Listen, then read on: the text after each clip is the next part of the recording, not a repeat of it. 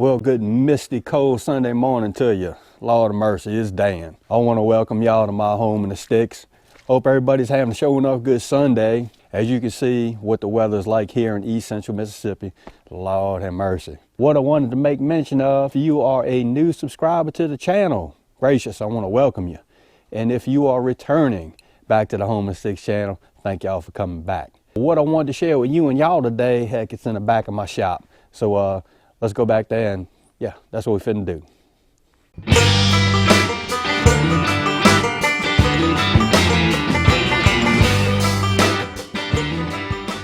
Okie dokie, y'all. We in the back of my shop. I was back here piddling, just looking around just to see what the whatnots were and what was going on.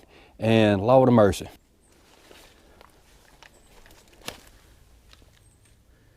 Really?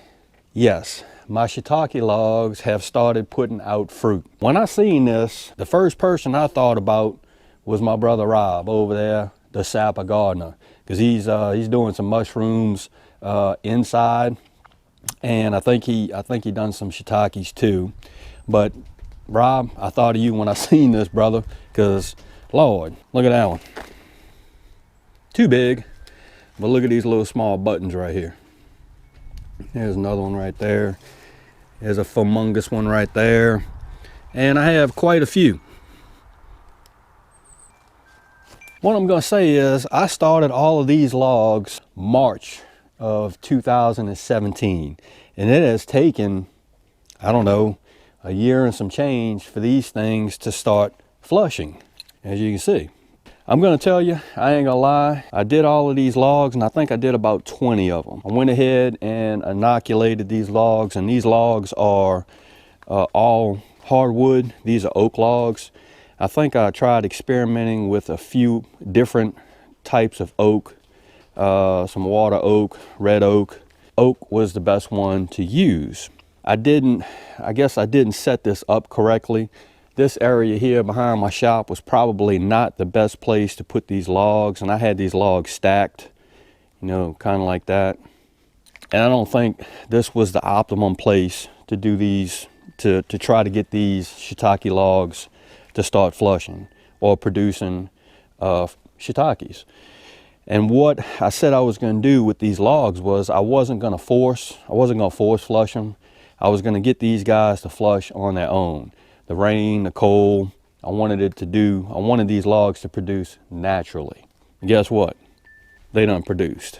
Okay, Dan, why are those shiitakes so dang large and how come you ain't picked them? Well, because after a year and some change and I didn't see anything happening with these logs, I was just like, I'm not gonna lie, I was just like, I ain't gonna fool with it.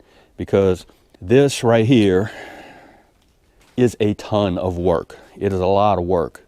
It's labor intensive, but if you do it correctly, it puts out shiitake mushrooms. But I'm here to tell you, it is labor intensive. It takes a lot of work because each one of these logs, I don't know if you can see it, is drilled with a hole.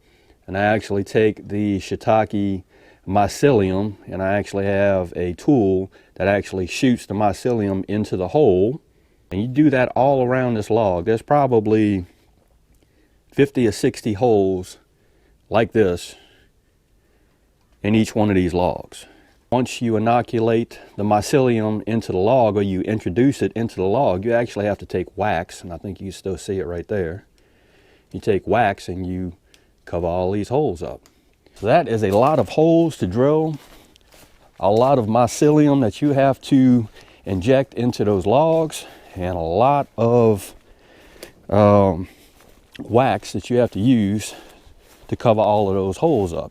And yes, it is very labor intensive, especially for one person. If you had quite a few people working on it, yeah, you could probably roll with it pretty easily. I'm gonna say, if I ever decided to do this again, I'm gonna put those logs back there in my wood line over there, way back yonder. I can load those logs up into my mule. Didn't have a mule last year, but I can load them up in that mule and carry them down yonder and just let them sit. What I don't have down there is a watering point or a place to actually water these shiitake logs, because you do have to water them during the summertime because they'll dry out. but shiitake is like about 80 to 85% shade. So I think that'd be the place to do it, over there in that wood line. So I wanted to show y'all this, y'all, because I was just like shocked when I come behind my shop. I got my wood burner going because it's quite chilly out here. It's putting out the smoke. I was like, good gracious almighty, look at them things go. But I think, again, if I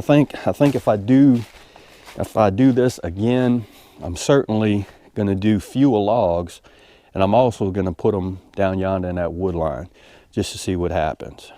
So I wanted to share that with you and y'all. Rob, I especially wanted to show you that, brother, because for some strange reason, I thought of you when I saw the mushrooms flushing on the oak logs.